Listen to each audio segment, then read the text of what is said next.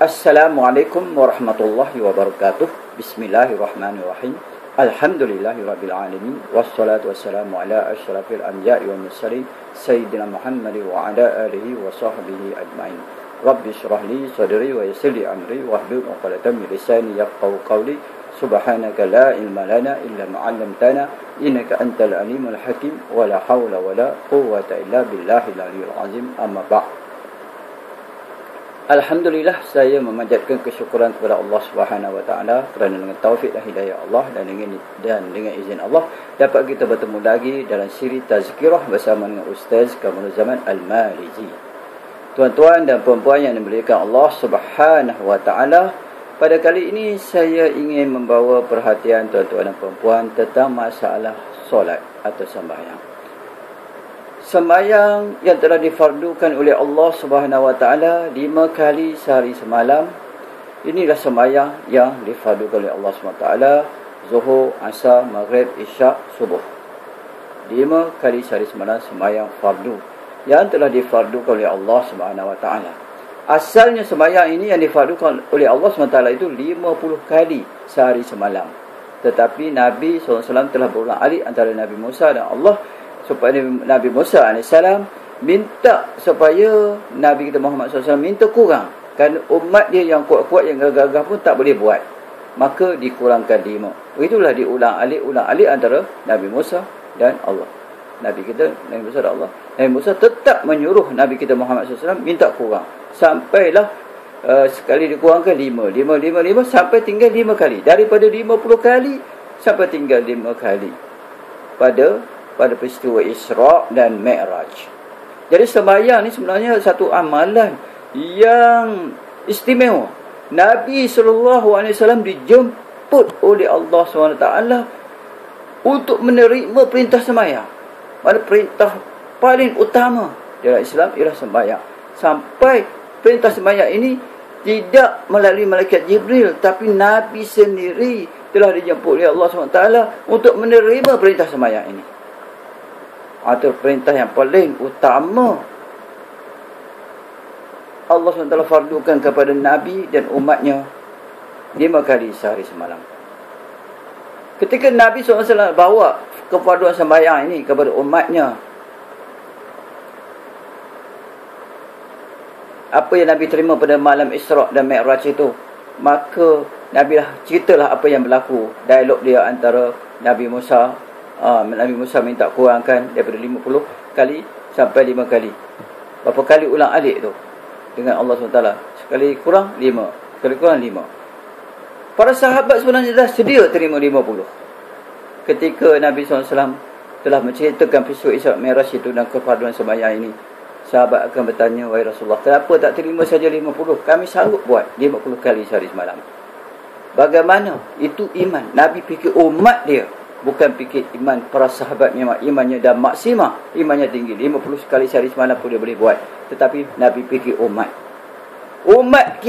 Islam tak akan mampu buat kalau 50 kali sehari semalam sembahyang.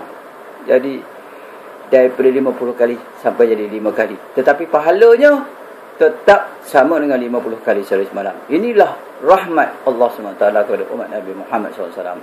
Buat amalan yang sedikit tapi pahalanya banyak.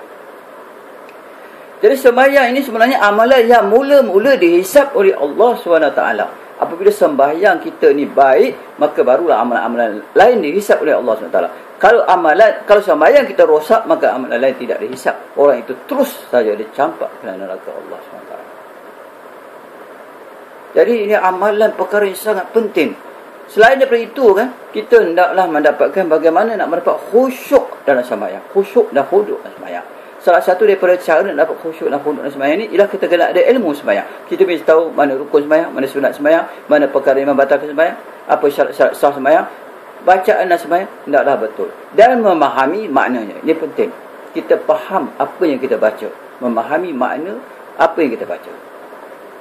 Ini membantu kita untuk dapat khusyuk dan sembahyang. Khusyuk dan khuduk. Macam mana dengan sembahyang itu boleh menarik rahmat Allah Subhanahu Wa Taala kepada kita. Macam mana amalan dalam sembahyang ini boleh dibawa keluar sembahyang. Ini dia. Jadi sembahyang ini Allah SWT Sembahyang ni Nabi SAW beritahu kepada kita ialah tiang agama.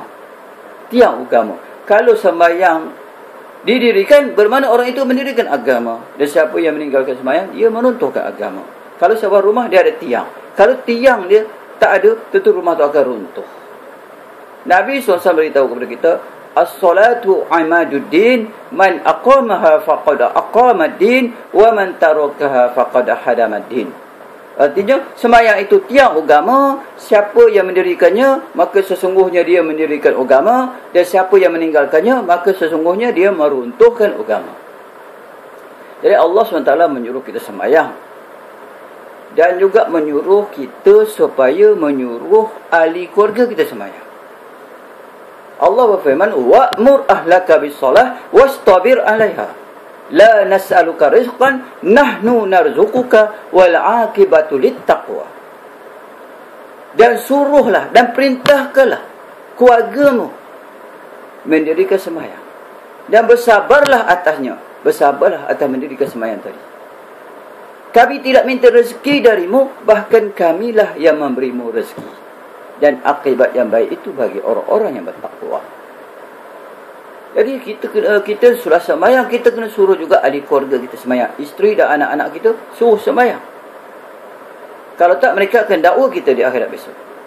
Kalau kita tidak suruh mereka sembahyang. Bila masuk waktu je suruh, masuk waktu je suruh, masuk waktu je suruh. Hari-hari suruh. 5 waktu sehari semalam, 5 kali suruh. Isteri dan anak-anak kita sembahyang. Ingatkan. Sebab Allah SWT suruh kita selamatkan diri kita dan keluarga kita semua daripada api neraka. Seperti firman Allah, ya ayyuhallazina amanu qu anfusakum wa ahlikum nara wa quduhan nas wal hijarah uiddat lil kafirin. Wahai orang-orang yang beriman, peliharalah diri-diri kamu dan ahli-ahli keluarga kamu daripada api neraka yang bahan bakarnya adalah manusia dan batu, disediakan untuk orang-orang kafir.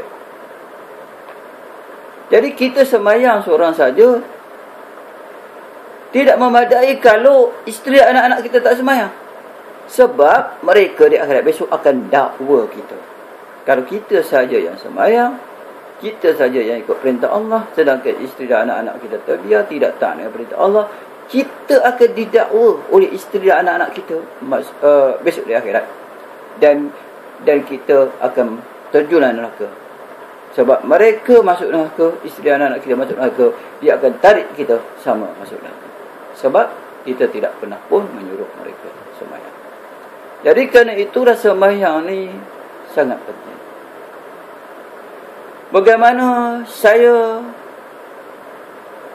Bagaimana diri saya dan juga seluruh umat Muhammad SAW dapat menunaikan fardu sembahyang 5 kali sehari semalam dengan khusyuk, dengan huduk, pada awal waktunya dengan berjamaah.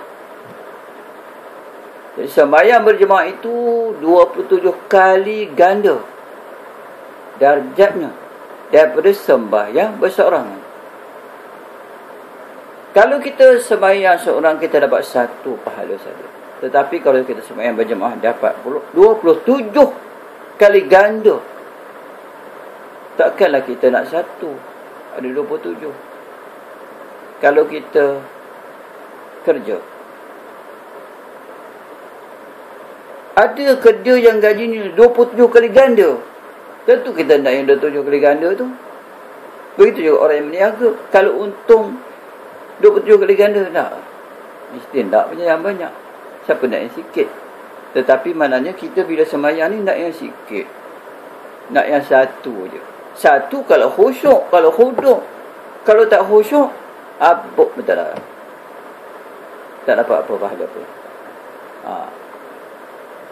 Jadi sembahyang berjemaah ini, Allah SWT akan beri cara rangkum. Kalau dalam jemaah tadi ada yang khusyuk, Allah kira jemaah tu semua khusyuk. Tapi kalau sembahyang seorang, kita tak akan dapat. Tak dapat ditampung satu sama lain kalau sembahyang seorang. Tapi kalau sembahyang berjemaah, dalam satu jemaah itu ada seorang je yang khusyuk, yang lain tak khusyuk. Allah kira jemaah tu khusyuk semua. Diterima semua amalannya. Inilah kelebihan sembahyang berjemaah berbanding dengan sembahyang seorang diri. Lagipun sembahyang seorang diri ni, sembahyang fardu seorang diri ni tidak pernah dilakukan oleh Nabi sallallahu alaihi wasallam dan para sahabat radhiyallahu anhum ajma'in.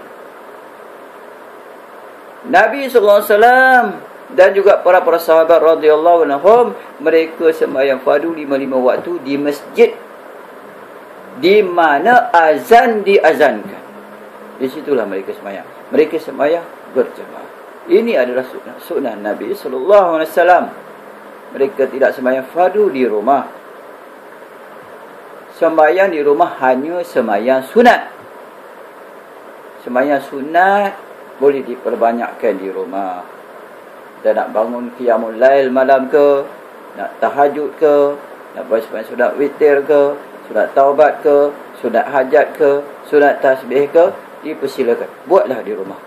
Banyak-banyaklah sembahyang di rumah. Banyak-banyaklah wirid, banyak-banyaklah zikir, banyak-banyaklah baca Quran. Tetapi sembahyang fardu hendaklah dibuat secara berjemaah di mana azan diazankan, iaitu di masjid-masjid.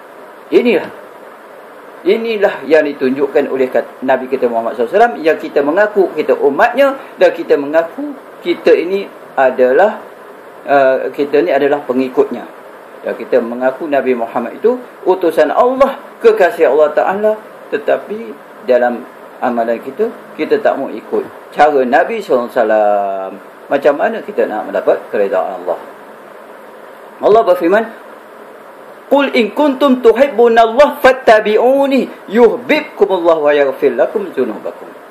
Katakanlah, wahai Muhammad, jika kamu semua cintakan Allah, maka ikutlah aku, ikut Nabi. Nescaya kamu dicintai Allah dan Allah akan mengampuni dosa-dosa kamu.